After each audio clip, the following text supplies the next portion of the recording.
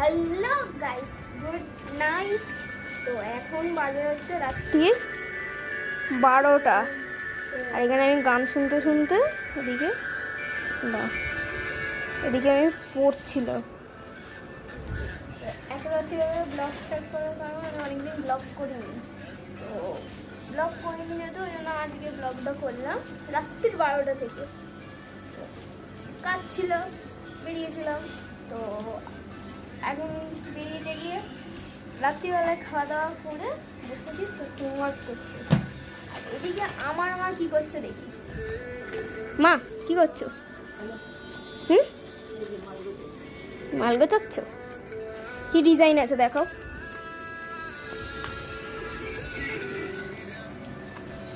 এখন এই লাইটিং এর কাজগুলো আছে, এই যে সব এগুলো সব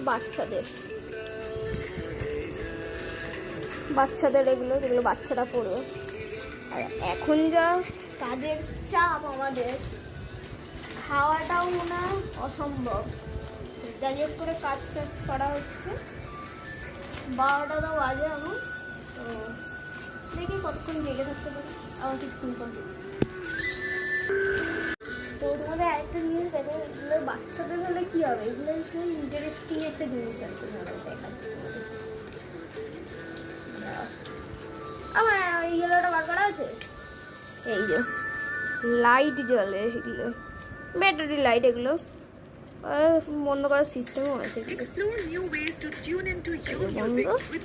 দাও ওটা দাও।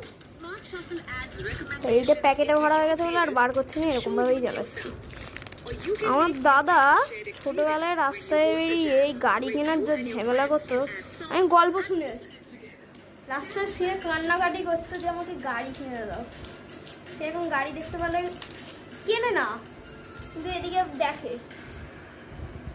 আমার মা আজকে আমার এই গাড়িগুলোকে দেখে বলছে, তাই না মা? বলো কিরকম করতো ভাই,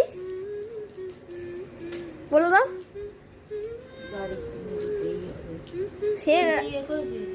সে রাস্তায় বেরিয়ে এত চেল্লামিল্লি, রাস্তায় শুয়ে কান্নাকাটি করতো, গাড়ি আর বন্দুকের ঝামেলা। তো চলো,